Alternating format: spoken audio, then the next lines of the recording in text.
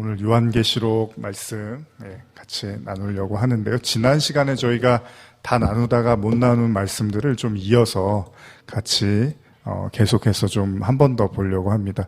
계시록 6장 10절부터 그러니까 9절부터 한번 다시 한번 찾아서 9절 10절 말씀을 한 번 더 읽겠습니다. 시작. 다섯째 인을 떼실 때에 내가 보니 하나님의 말씀과 그들이 가진 증거로 말미암아 죽임을 당한 영혼들이 제단 아래에 있어 큰 소리로 불러 이르되 거룩하고 참되신 대주제여 땅에 거하는 자들을 심판하여 우리 피를 갚아주지 아니하시기를 어느 때까지 하시려 하나이까 하니. 네. 지난주에 이어서 말씀을 나누는데 요한계시록 24번째 시간입니다. 요한계시록 24번째 시간이고 지금 읽으신 본문은 지난주에 읽다가 저희가 다 마치지 못한 내용들을 이어서 한 번 더 나누고자 합니다. 오늘 그 계시록에 등장하는 사람들은 복음으로 말미암아 죽임을 당한 성도들 같은데 그들을 순교자라고 또 우리가 이야기를 나눴었습니다. 그들은 그리스도를 위해서 전했던 복음을 듣고도 여전히 그 강팍한 세상을 바라보면서 하나님께 이렇게 부르짖는 건데요. 현대어 성경으로 제가 6장 10절만 한번 더 읽어드리면 그들은 모두 큰 소리로 주님을 부르며 이렇게 말하였습니다.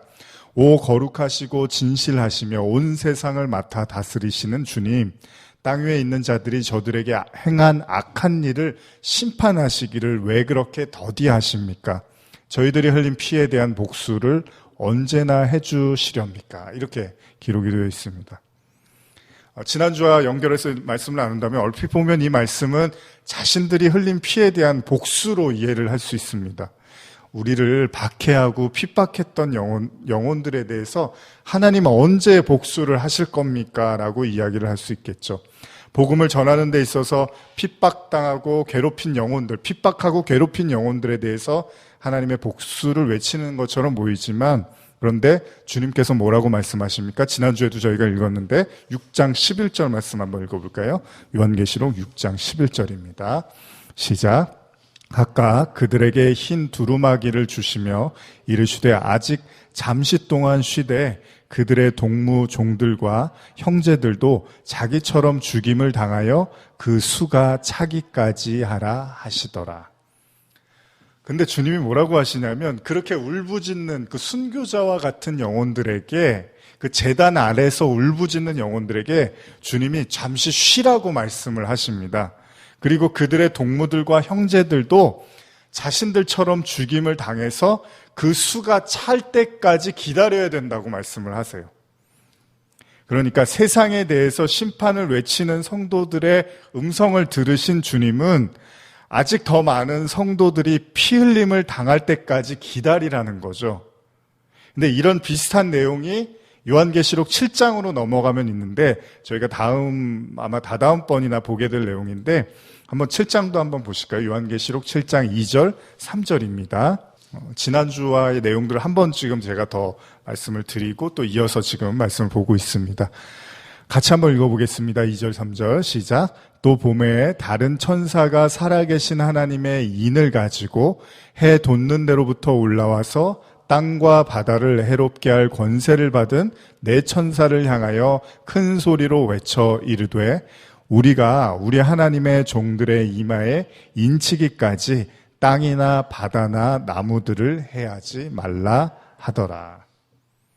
자, 여기 인치다라는 이야기가 나오고 그 다음 내용이 뭐죠? 14만 4천에 대한 이야기가 나오고 그리고 7번째 인에 대한 이야기가 나옵니다. 그러니까 지금 성경이 굉장히 클라이막스를 향해서 지금 가고 있는데 하나님께서 뭐라고 말씀하시냐면 이 땅에 택하신 자들이 있는데 그 택하신 자들을 온전히 구원할 때까지 기다리라는 거예요.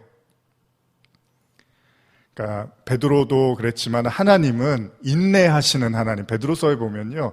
하나님의 인내에 대한 표현을 베드로가 쓰고 있는데 그 하나님의 인내가 바로 우리의 구원을 이루었다라는 얘기를 하고 있습니다. 그러니까 하나님의 관심은요.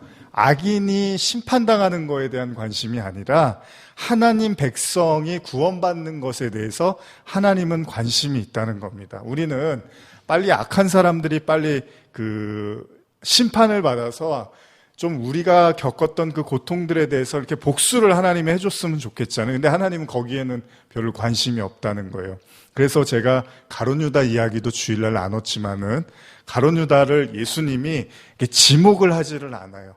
네가 나를 팔 거야. 가룟 유다야, 네가 나를 팔 거지. 그러면서 제자들이 있는 데서 이렇게 예수님이 지목을 하지를 않아요. 근데 오히려 베드로한테는 네가 나를 3번 저주할 거야, 부인할 거야 라고 말씀을 하세요.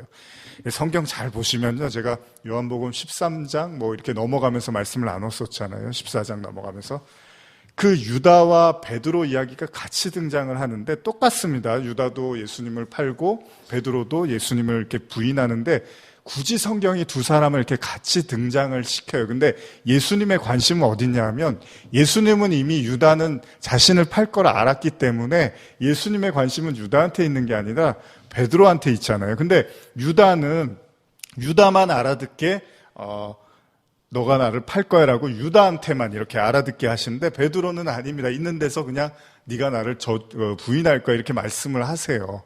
그게 왜 그러냐 하면, 하나님의 관심은 구원받는, 하나님의 택하심을 받은 자들에게 있기 때문에 모든 그 예수님의 어떤 그 사역이라든지 예수님의 제자에 대한 가르침이나 이런 것들도 오로지 그 하나님의 구원받은 백성들을 향해서 계속해서 말씀을 하고 계시다는 겁니다. 그래서 베드로에게는, 나중에 제가 이 부분이 사실 제일 중요한 부분인데, 성경이요, 마지막에서 베드로와 유다 이야기로 이렇게 정리가 되면서 결국 예수님이 부활을 하시고 유다는 죽고 베드로가 살아서 그 예수님을 만난단 말이에요. 그러니까 그리스도인들의 최종 목적지가 어디냐면 부활하신 주님을 만나야 돼요.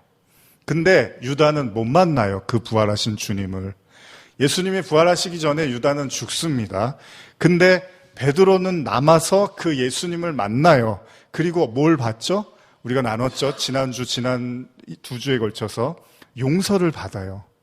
그러니까 똑같이 유다도 팔았고 베드로도 저주를 했지만 그 베드로는 부활하신 주님을 만나서 용서를 받아요. 용서라는 걸 받아요. 그리고 자기의 그 모든 죄악으로부터 예수님이 완벽한 사랑으로 덮어주시는 걸 경험을 하는데, 유다는 그 용서를 받지를 못하게 되죠. 마찬가지입니다. 성경은 예수님의 사역이 그런 것처럼 이 하나님의 말씀은 결국은 하나님의 백성, 하나님의 택하신 자들에 대한 구원의 목적이 있다라는 것입니다. 그래서 요한계시록 6장 10절의 내용은 단순한 세상에 대한 복수, 여러분 정말로 신앙이 있는 사람이면 하나님 빨리 세상 심판해 주세요 이런 얘기를 할까요? 정말로 내가 복음을 알았고 우리 바울처럼요, 내가 정말 죄인의 괴수라는 걸 알고 내가 저 사람들보다 아무것도 난 게 없다라는 걸 아는 사람이 하나님 빨리 세상을 심판해 주세요 이런 고백이 나오겠냐는 거예요. 아니죠. 정말로 베드로의 고백처럼 한 영혼이라도 하나님은 실족하고 하나님의 심판을 받지 않기 위해서 하나님은 인내하신다고 하잖아요. 그렇다면은 계시록 6장 10절의 내용은 단순한 세상의 복수가 목적이 아니라 하나님의 인내의 목적은 완벽한 구원이잖아요. 그러니까 하나님의 사랑의 관점에서 우리는 바라볼 필요가 있다는 겁니다. 사도행전을 통해서도 바울이 이미 말하지만요, 그가 증거한 모든 말씀을 듣고도 여전히 사람들은 죄악 가운데 있었어요. 말씀을 전하면 뭐합니까? 사람들이 반응을 하지를 않아요. 그래서 바울은 너무나 그것을 안타까워했습니다. 어쩌면 십자가를 지는 성도의 인내라는 건요, 저와 여러분도 마찬가지입니다. 기도를 하고 신앙생활을 하고 말씀을 전하고 여러 가지 교제를 하지만은 그렇게 우리가 십자가를 지고 간다는 것은 그렇게 간단하고 쉬운 일은 아닙니다. 그게 너무나 무겁고 힘겹기도 하기 때문에 그렇게 하나님에 대해서 눈을 조금씩 우리가 떠갈 때 동시에 세상의 악함과 어두움을 보게 된단 말이에요. 우리는 세상을 인내하기가 어려워지기 시작한단 말이죠. 야, 어떻게 저렇게 악할 수 있을까? 어떻게 저렇게 모질 수 있을까? 어떻게 저렇게 강박할 수 있을까? 이런 생각들을 우리는 동시에 하게 된다는 거예요. 그러다 보면 어쩌면 하루속히 악한 세상을 빨리 심판하시고 하나님 나라로의 완성을 꿈꿀지도 모르지만 그거는 구원을 받는 사람의 입장이지 아직 구원받지 못한 사람의 입장에서는 그게 사망이고 영원한 죽음이고 영원한 심판이단 말이죠. 그러니까 나의 구원만 생각하면은 모든 게 다 끝나도 상관이 없겠지만 하나 걸러서 다른 사람만 조금이라도 생각하기 시작한다면 그 심판이 결코 우리가 바랄 수 있는 것들이 아니겠죠. 한 영혼이라도 더 구원을 하시는 것이 그 성도들의 그 사랑 아니겠습니까? 주님의 마음이고요. 우리가 절대로 잊지 말아야 될 건요. 우리의 구원은 우리의 노력이 아니라 하나님의 완벽한 선택이었다라는 겁니다. 여러분과 제가 이 완벽한 선택과 하나님의 완벽한 은혜를 깨달아가는 것이 곧 성화고 곧 신앙의 클라이막스라고 이야기할 수 있다는 겁니다. 바울은 하나님의 은혜를 깊이 체험하고 여러분과 제가 잘 아시는 것처럼 로마서를 쓰면서 뭐라고 합니까? 로마서 1장 14절인데 제가 읽어드릴게요. 헬라인이나 야만인이나 지혜 있는 자나 어리석은 자에게 내가 다 빚진 자다 이런 표현을 써요. 현대어로 읽어드리면 나는 헬라인과 같이 문명의 혜택을 입고 있는 사람에게나 야만인같이 문명의 혜택을 받지 못하는 사람에게나 유식한 사람에게나 무식한 사람에게나 똑같이 무거운 전도의 책임을 가지고 있습니다. 이런 말을 합니다. 무슨 의미냐 하면 자신도 하나님을 알지 못했을 때는 얼마나 어리석은 자였습니까? 스데반을 죽이는데 가서 막 돌 던지고 아주 후련해하고 홀가분해했잖아요. 그리스도인들 핍박하는 자리에 빠지면 서러울 정도로 그 그리스도인들 핍박하는데 아주 혈안이 돼 있었어요. 지금 여러분들이 보시는 답답한 사람들 있죠. 어떻게 하나님 믿는데 저렇게밖에 행동을 못해? 어떻게 신앙생활 그렇게 오래 했는데 저런 생각밖에 못해? 이런 사람들 있잖아요. 아니 어떻게 기독교인들이 저렇게 행동해? 이런 사람들이 있잖아요. 그게 바울도 그랬단 말이죠. 그리고 저도 그랬어요. 뭐 지금도 제가 잘하는 건 아니지만 제가 하나님을 처음 믿었을 때 그 학생 시절이나 이런 걸 뒤돌아보면 아주 무지막지하고 어떻게 보면 무식하고 어떻게 보면 과격하고 어떻게 보면 막 함부로 사람들에 대해서 말하고 제 자신도 그랬단 말이죠. 근데 하나님은 뭘 보십니까? 그들을 심판할 궁리를 하는 게 아니라 거기서 빨리 바울을 어떻게든 구원해 내시려고 하는 것이 하나님의 마음이었다는 거죠. 그렇게 따지면 스데반을 죽이는데 동참한 바울이나 예수님을 저주한 베드로나 다 심판받아야 되는 사람들 뿐이라는 거예요, 이 세상은. 그런데 하나님은 기다리시고 하나님은 바울을 기다리시고 온전하게 그가 복음을 깨달을 때까지 인내하셨다는 거죠. 스데반의 죽음의 현장에는 바울도 있었습니다. 그 역시 스데반 죽음에 책임이 있습니다. 스데반이 흘린 피의 대가에 대해서 바울도 치러야 되는 거예요. 스데반이 복음을 전하다가 피를 흘리는데 바울도 돌을 던지고 동참했다면 그 피의 대가를 바울도 치러야 되는 겁니다. 여러분 가인이 아벨을 죽이잖아요. 나중에 뭐라 그러죠? 아벨의 피가 그 땅에서 복수하는 신원의 피로 가인을 부르는데 가인이 자기가 아벨을 죽여놓고서 왜 죽였는지를 모르면 그게 영원한 심판과 사망이 된다라는 거예요. 우리 귀신 이야기할 때 그러잖아요. 한을 품고 죽으면 그 귀신이 뭐 괴롭히고 막 구천을 떠돈다고 이야기를 하잖아요. 마찬가지입니다. 예수님의 피가 우리에게 어떻게 전달되느냐에 따라서 그 피는 우리에게 심판의 피로 올 수도 있고 우리를 구원하는 피로도 갈 수 있다는 거죠.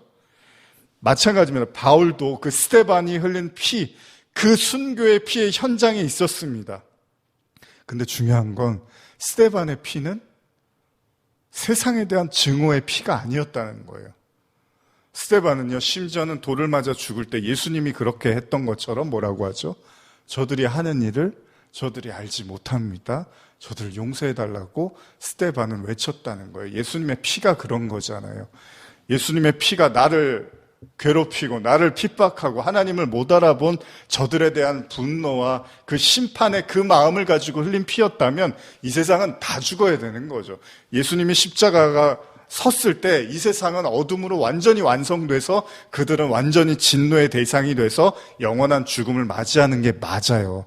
그러나 예수님의 피는 그 분노와 복수의 피가 아니라 우리를 구원하시기 위한 피였죠. 여러분 잘 생각하시는 게 왜 오늘 찬양도 저희가 피, 보혈 찬양 많이 불렀잖아요.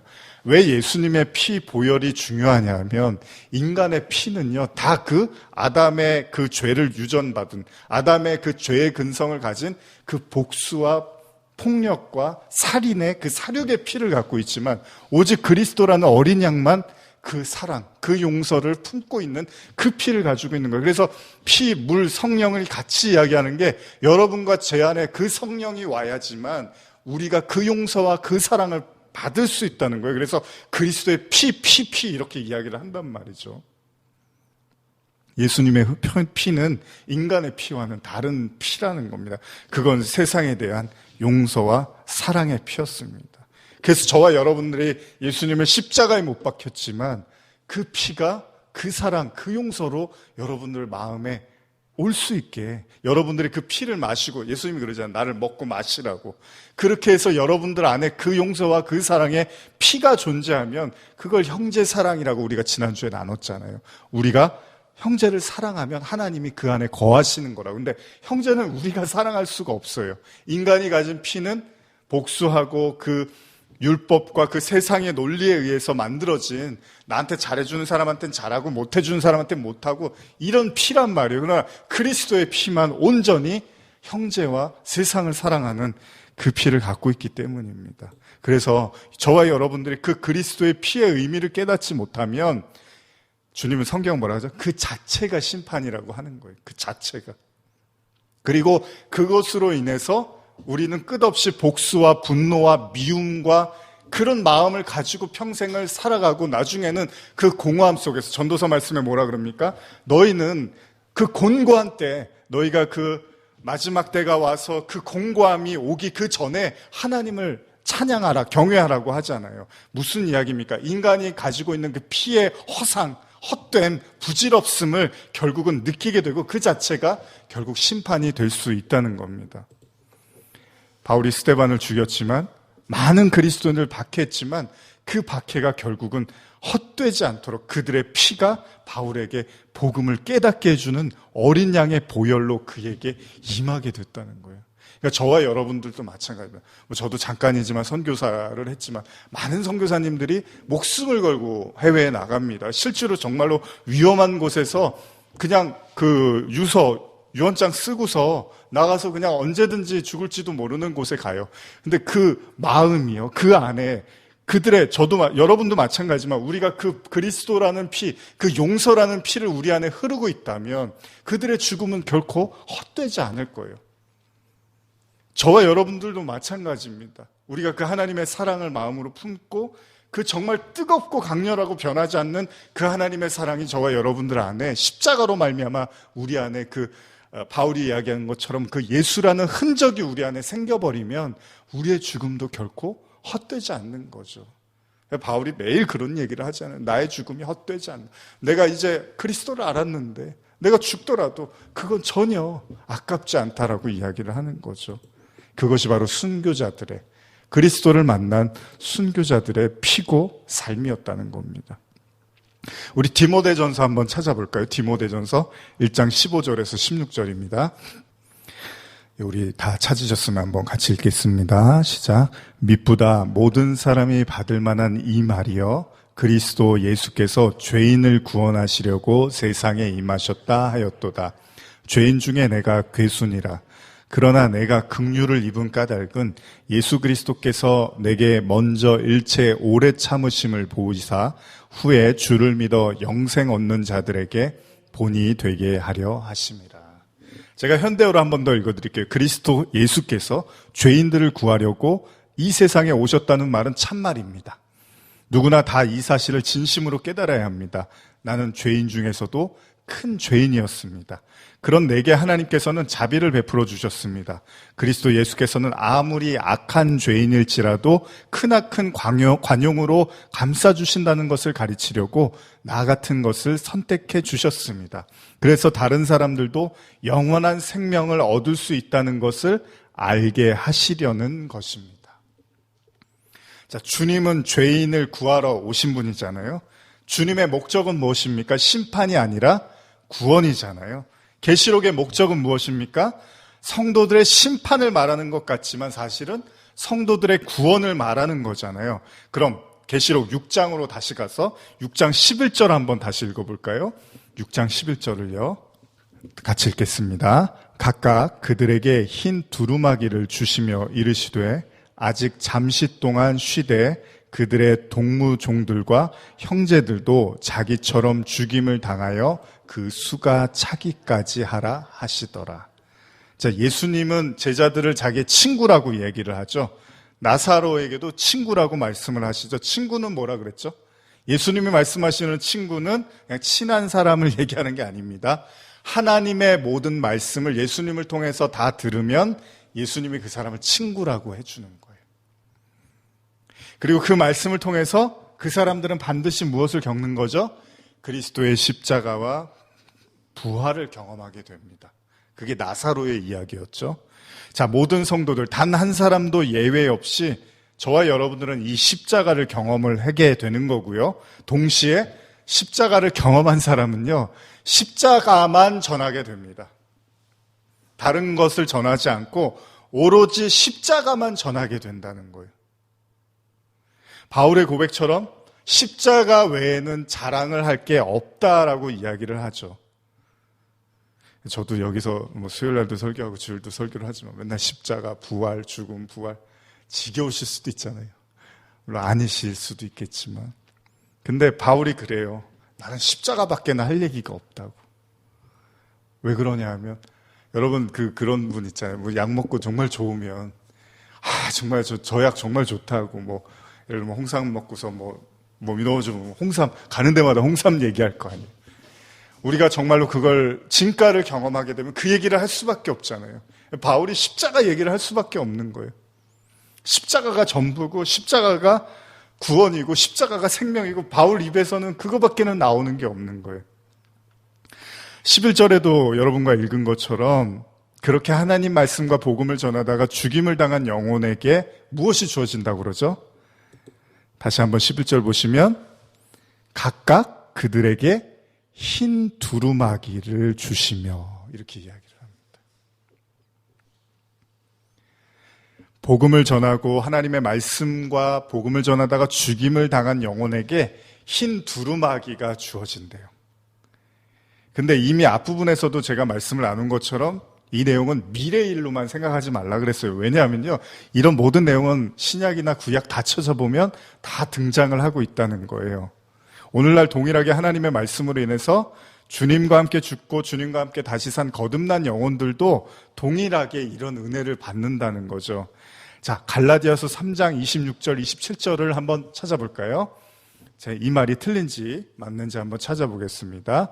갈라디아서 3장 26절, 27절. 한번 찾아보셨으면 같이 읽어볼까요? 26절, 27절입니다. 너희가 다 믿음으로 말미암아 그리스도 예수 안에서 하나님의 아들이 되었으니 누구든지 그리스도와 합하기 위하여 세례를 받은 자는 그리스도로 옷 입었느니라. 여기 보면 그리스도로 옷 입었다고 하죠.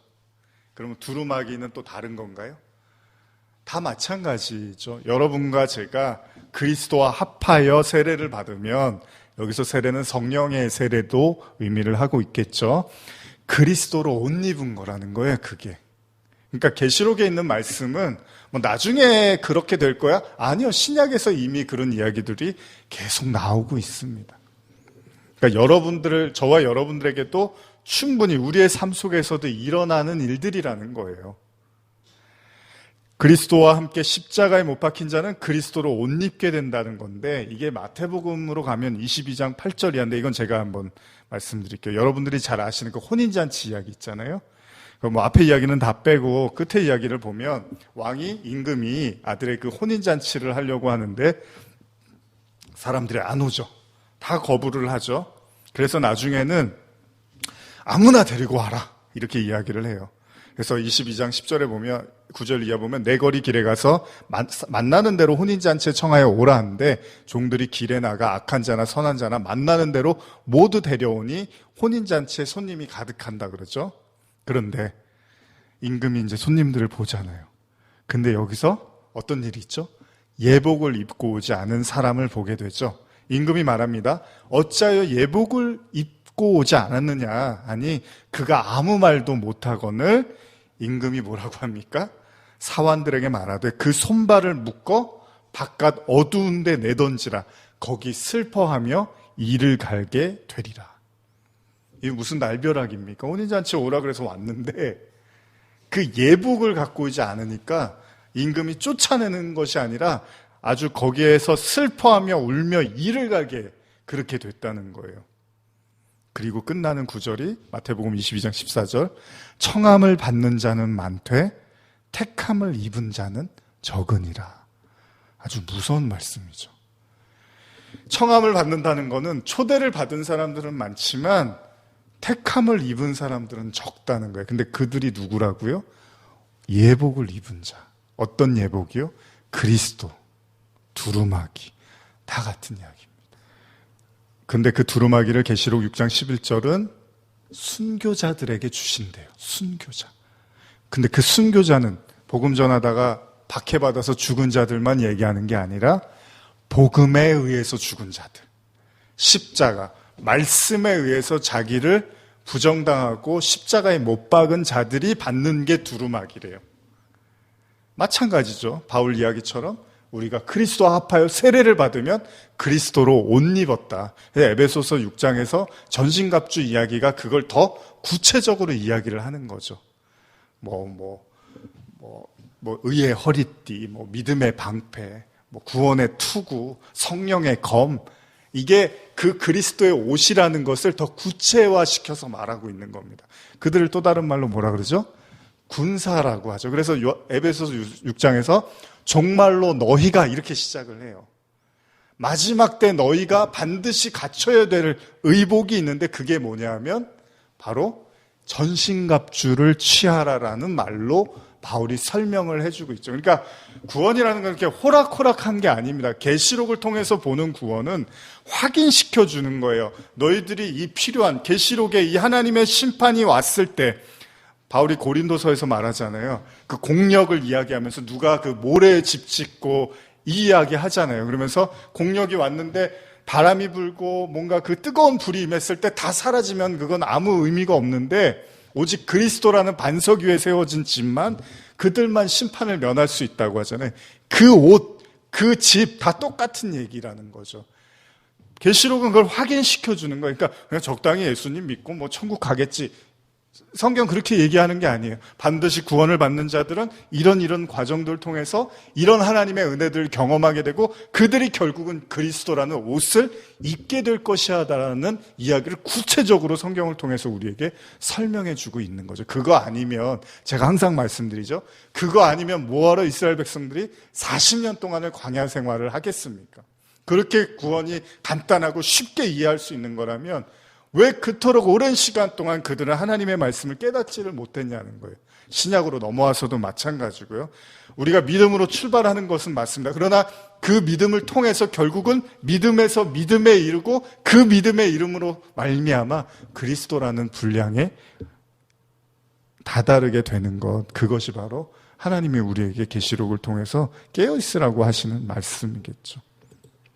자, 여기까지가 5번째 인이었고요. 오늘은 계시록 6장 12절로 가서 6번째 인을 조금 나누다가 이제 맞춰야 될 것 같습니다. 계시록 6장 12절, 우리가 6번째 인 이야기인데요. 12절에서 13절만, 2절만 읽겠습니다.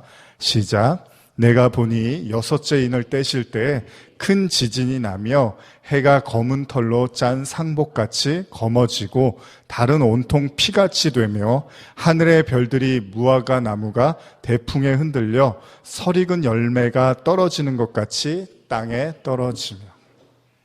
자, 이제 5번째 인에서 6번째 인으로 넘어가면서 사실은 이제 무언가 심판의 마지막을 보는 듯한 느낌을 우리가 받게 되는데요. 여기 여러분들이 지금 읽으신 것처럼 이 내용들을 한마디로 요약하면 어둠, 흑암, 이렇게 표현을 할 수 있을 것 같아요.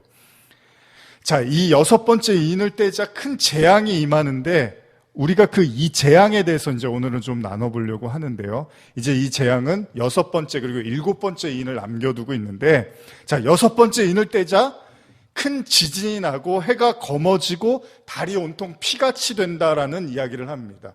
여러분들이 한번 상상을 해보세요. 지진이 나고 해가 어두워지고 달이 피가 된다? 도대체 제가 이 구절은 거의 20대 때부터 계속 묵상하고 연구하고 생각했던 구절이거든요. 저도 종말에 대한 관심이 너무나 많았던 사람이어서 도대체 이것이 무슨 의미일까라는 걸 참 오랫동안 생각을 했던 것 같아요.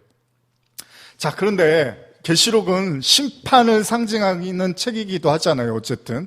그러니까 이런 묘사가 뭔가 여섯 번째 인을 떼자 세상에 대해서 엄청난 환난과 재앙이 올 거라고 우리가 이해할 수도 있다는 거죠. 그래서 대부분 사람들이 이 부분에 대해서 이런 이야기들을 해요. 엄청난 전쟁이 올 거다. 혹은 핵 전쟁이 일어나서 핵이 폭발돼서 이 세상이 온통 새까맣게 될 것이다라는 이야기를 하기도 합니다. 근데 이것도 구약에 보면 계속 등장을 하고 있습니다. 제가 이건 읽어드릴게요. 에스겔서 38장 18절에서 20절인데요. 그날의 곡이 이스라엘 땅을 치러 오면 내 노여움이 내 얼굴에 나타나리라. 주 여호와의 말씀이라. 내가 질투와 맹렬한 노여움으로 말하였거니와 그날의 큰 지진이 이스라엘 땅에 일어나서 바다의 고기들과 공중의 새들과 들의 짐승들과 땅에 기는 모든 벌레와 지면에 있는 모든 사람이 내 앞에서 떨며 모든 산이 무너지며 절벽이 떨어지며 모든 성벽이 땅에 무너지리라. 뭔가 대단한 심판을 지금, 근데 그날이라는 표현을 써요, 여기서. 자, 아모스 8장 9절, 10절도 제가 읽어드릴게요. 이건 비슷해요. 지금 읽으신 본문과, 계시록의 본문과요. 주 여호와의 말씀이니라. 그날에 내가 해를 대낮에 지게 하며, 백주의 땅을 깜깜하게 하며, 너희 절기를 애통으로, 너희 모든 노래를 애곡으로 변하게 하며, 모든 사람에게 굵은 배로 허리를 동이게 하며, 모든 머리를 대머리가 되게 하며, 독자의 죽음으로 말미암아 애통하듯 하게 하며, 결국은 곤고한 날과 같게 하리라. 이것도 그날이라는 표현을 쓰고 있죠. 계시록의 말씀과 완전하게 일치를 하지는 않지만 성경에 지금 심판의 모습을 뭐라고 하냐면 캄캄한 흑암으로 묘사를 하고 있다는 거예요. 그리고 동시에 피조세계의 모든 멸망, 지금 계시록은 뭐라 하죠? 도로로 말려 돌아간다 그래요. 지금 여러분들이 6장, 계시록 6장에 보시면요, 읽지는 않으셨지만 14절에 보시면 하늘은 두루마리가 말리는 것 같이 떠나간다고 이야기를 해요. 두루마리가 말린다는 게 뭐죠? 쑥 사라져 버린다는 거예요. 이게 무슨 표현일까요? 이걸 이제 여러분과 아마 오늘 조금밖에 못 나누고 다음 주하고 그 다음 주에 아마 걸쳐서 말씀을 나눌 것 같은데, 성경은 그런 표현을 쓰고 있습니다. 그러면서 그것이 세상의 마지막 모습인 것처럼 지금 묘사를 하고 있습니다. 어떠한 자연현상 혹은 거대한 전쟁, 세상이 파괴되고 많은 사람들이 죽어서 이 세상이 흔적도 없이 사라진다? 뭐 이렇게 이해를 할 수 있습니다.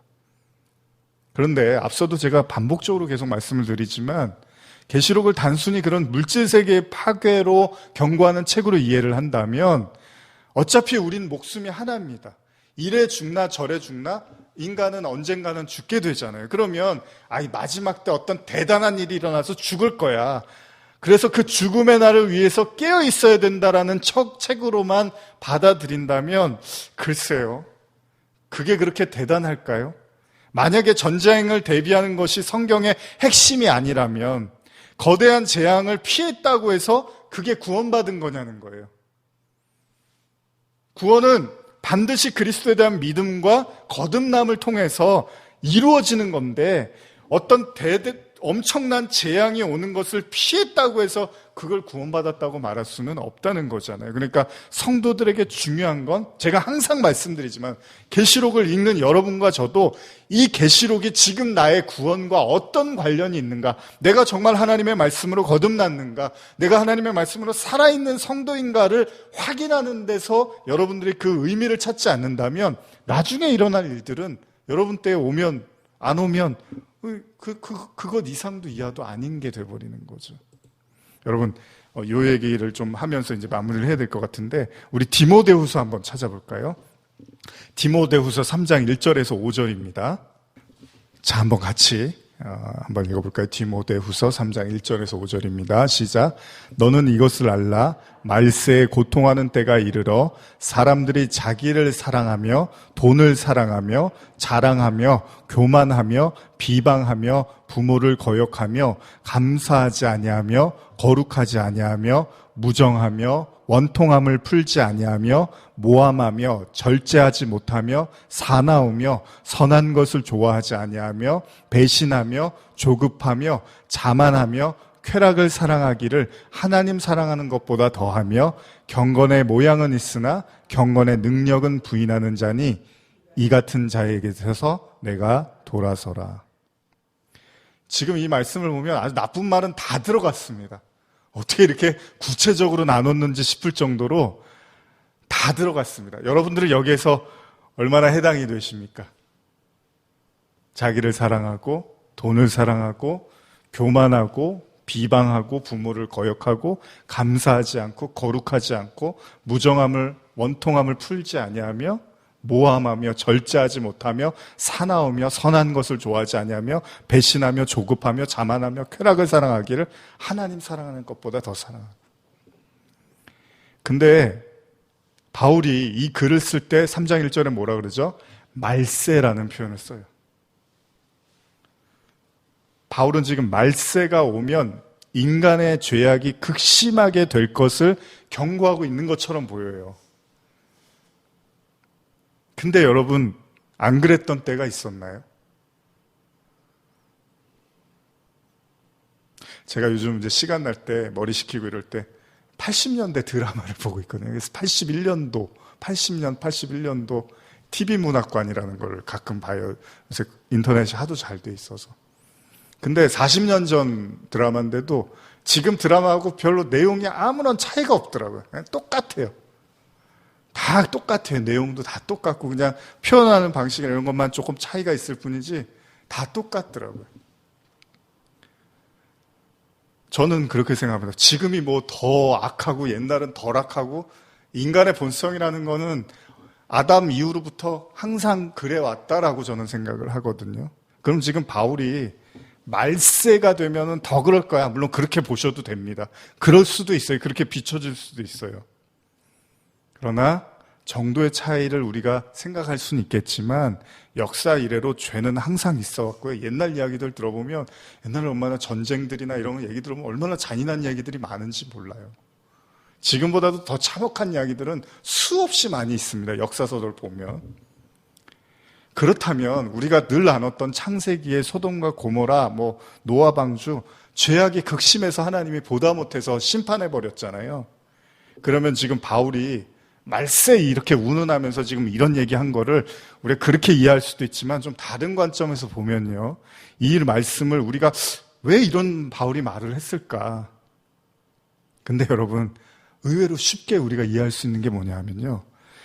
여러분과 제가요. 예수님을 만나지 않았을 때, 그러니까 예수님을 몰랐을 때 때를 한번 생각해 보는 거예요. 그때는 아예 우리가 죄인이라는 생각도 안 가졌잖아요.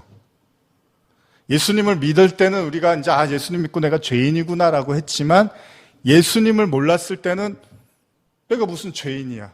저도 아주 기고만장했거든요. 초등학교 때 선생님이 앞에서 질문만 하면 저요, 제가 대답할게요. 제가 발표하겠습니다. 아주 재수가 없었을 거예요. 반 아이들이 봤을 때. 그렇게 저는 아주 그냥 남한테 지는 거 절대로 저는 못 받아들이고 막 울었어요. 막 남한테 뭐 하다가 지면 막 혼자서 막 울고 그랬어요. 그 기고만장함이 정말 하늘을 찔렀던 것 같아요. 어린 나이에도.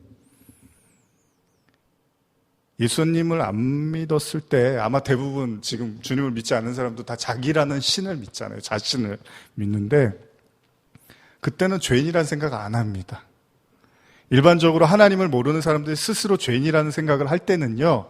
뭔가 자기의 삶에서 자기가 잘못한 게 있는데 그 양심에 자꾸 찔려서 잠도 안 오고 뭔가 불편할 때 그때 이제 뭔가 내가 잘못한 것 같아 이 정도지 죄인 이런 생각까지는 잘 안 하게 됩니다. 성도들이 알고 있는 원죄나 심판의 개념 그런 게 아니에요.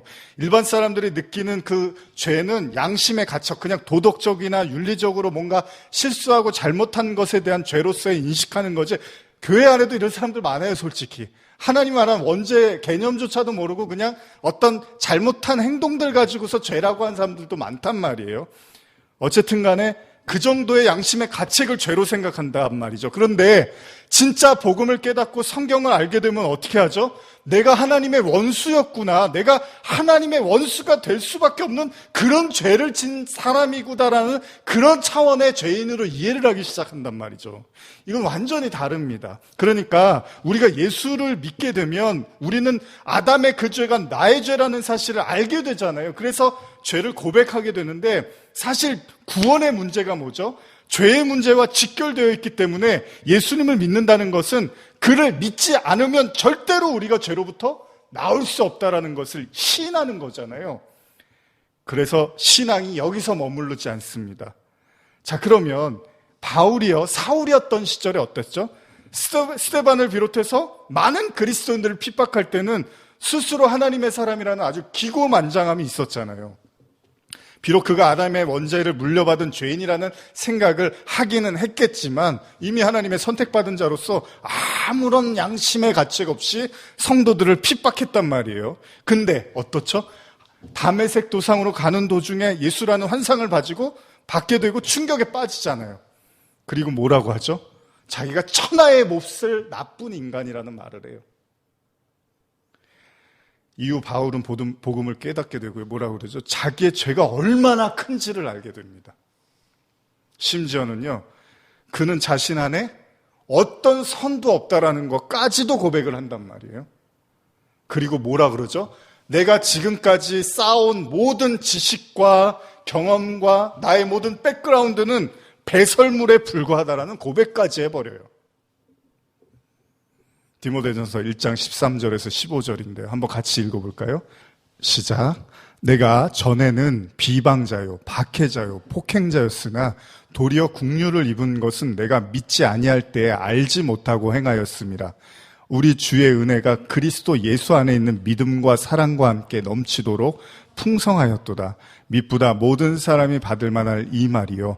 그리스도 예수께서 죄인을 구하려시고 세상에 임하셨다 하셨도다. 죄인 중에 내가 괴순이라. 잘 하시는 말씀이잖아요. 저도 아주 좋아하는 말씀인데 바울이요, 완전히 자기 자신을 다른 관점에서 보기 시작합니다. 그리고 자기가 했던 이전의 모든 일들을요, 비방자, 박해자, 폭행자, 심지어는 죄인의 괴수, 이게 그냥 괴물이라는 얘기잖아요, 자기를. 자, 그러면 무엇이 이토록 바울의 마음을 바꿔놓은 거죠? 바울은 어떻게 이렇게 자기 자신을 과감하게 인정하게 됐냐는 거예요. 그리고 심지어는 다른 모든 죄인들보다 내가 가장 큰 죄인이야 라고까지 이야기를 하게 된 것, 당연히 하나님의 은혜였죠. 성령의 열매였죠. 무슨 말씀이냐면요, 바울이 복음이라는 걸 깨닫자 자기가 나쁜 사람이라는 걸 알았다는 거잖아요. 시간이 오늘 다 안 돼서 그 다음 내용은 다음 주에 제가 하겠지만 이 말씀을 좀 나누고 싶었던 거죠. 바울이 아까 여러분들이 읽으신 디모데후서 3장 1절에서 5절 이하 이야기를 너는 이것을 알라 말세에 고통하는 때라고 할 때 이 내용을 단지 말세가 되면 사람들이 악해지고 못돼질 거야 라고만 생각하지 마시고요. 여러분과 제가 복음을 깊이 깨달으면 깨달을수록 내가 이렇게 돈을 사랑하는구나. 내가 이렇게 자기를 사랑하는구나. 내가 이렇게 교만하구나. 내가 이렇게 부모를 거역하고 감사하지 않는구나. 내가 이렇게 거룩하지 않는구나라는 걸 하나 둘씩 깨달아 가게 되기도 한다는 겁니다. 그 내용이 로마서 3장을 통해서 바울이 이야기를 해요. 로마서 3장을 보면 이런 얘기 있잖아요. 다음 주에 제가 말씀드리겠지만 바울이 딱 하나로 정리하면 로마서 3장 10절이죠. 기록된 바 의인은 없나니 하나도 없다. 이런 표현을 써요. 왜요? 어떻게 이 세상에 의인이 없다고 바울이 감히 말할 수가 있습니까? 아니, 자기가 뭔데, 자기가 얼마나 잘났길래 이 세상에 그렇게 수많은 사람들이 살고 있는데 의인이 하나도 없대요. 바울이 어떻게 그렇게 말할 수 있어요? 어떻게 그 말을 가능하게 하냐면 바울이 진짜 복음을 깨달으니까 이 세상에는 의인이 존재할 수 없다라는 걸 알게 된 거잖아요. 그걸 말세라고 하는 거예요. 그러니까 말세의 다른 시각은 시간의 끝으로도 이해하셔도 좋지만, 제가 다음 주에 말씀드리겠지만 사도행전 2장에 성령이 임하자 베드로가 요엘서를 인용해서 말세라는 표현을 써요. 그러면 그 성령이 개개인에게 임하는 시간이 다르단 말이에요. 어떤 사람에게는 일찍 임하기도 하지만 어떤 사람에게는 나중에 임하기도 하죠. 마치 우리의 죽음이 사람마다 다 다르듯이 성령이 임하는 하나님의 그 카이로스라는 그 시간도 다 다르단 말이죠. 그러면 우리가 나중에 그냥 말세가 되면 사람들이 아주 흉측해지고 나빠질 거야 라고만 이해하시면 성경을 너무나 단순하게 보시는 거라는 거죠. 베드로는 성령이 임했을 때 그걸 말세라고 했다면, 여러분 바울이 언제 심판받습니까? 성령의 빛을 보자 심판을 받잖아요. 자기가 그동안의 비방자, 박해자, 죄인의 괴수라는 걸 언제 깨닫게 되죠? 성령이 오시자. 그제서야 자기가 죄인의 괴수라는 걸 알게 되잖아요. 그러면 이 본문도 단순하게 그래 나는 안 그랬는데 사람들은 그래, 이게 아니라 저와 여러분들이 복음을 깊이 깨달으면 깨달을수록 우리 자신의 모습이 다르지 않다라는 것들을 인정해 나가는 거죠. 왜냐하면 하나님의 성령은 각 사람마다 다 다르니까. 그러나 그 성령의 목적은 무엇이죠? 우리의 죄를 드러내고 하나님의 의로 옷 입히시는 거잖아요. 그러니까 종말의 개념을 여러분들은 성령의 그 시간과도 연결지어서 생각해 볼 필요가 있다는 겁니다. 진짜 하나님의 말씀, 진짜 하나님의 성령이 살아 움직이는 사람들은 바로 자신들의 죄를 보게 되고 자신이 죄인의 괴수에 불과한 자들이었다라는 걸 고백할 수밖에 없게 된다는 겁니다. 그런 관점에서 보면 로마서 3장은 한번 다음 주에 오시기 전에 잘 아시겠지만 읽어보시면 바울의 그 세상을 향한 바울의 고백, 아주 어떻게 보면 너무나 좀 적나라하고 너무 무시무시한 이야기들을 바울이 써내려가죠. 이게 무슨 말입니까? 성령으로 눈 떴더니 이 세상은 하나님의 심판을 벗어날 사람이 단 한 사람도 존재하지 않더라는 겁니다. 그리고 그것을 깨닫는 자가 성령의 사람이라는 거예요. 그래서 세상이 흑암이고 깜깜하고 어둡다라는 걸 볼 수 있게끔 성령의 눈을 뜨게 된 바로 그들이 말세에 하나님의 말씀을 증거하는 하나님의 사람으로서 복음을 전하게 된다는 거죠. 다 같은 이야기입니다. 우리의 시간, 우리에게 주어진 시간을 통해서 여러분들은 말세를 이해할 필요가 있다는 겁니다. 어차피 저와 여러분들이 어느 일정한 시간이 다 마치고 이 세상을 떠나가면 이제 우리에게는 더 이상 이 세상에 의미가 없어지잖아요. 그렇다면 우리에게 주어진 시간 안에서 저와 여러분들은 반드시 그 하나님의 말씀을 깊이 깨닫게 되고 세상을 보는 눈을 갖게 되고 그 세상의 순교자로서의 피를 흘려야 된다는 거예요. 이건 저와 여러분들의 인생에서도 반드시 일어나야 되는 일이라는 겁니다. 그리할 때 여러분들이 그리스도라는 두루마기를 입게 되고 영원한 주님의 신부로 그 영원한 혼인잔치에 참여하게 되실 줄 믿습니다. 기도하시겠습니다.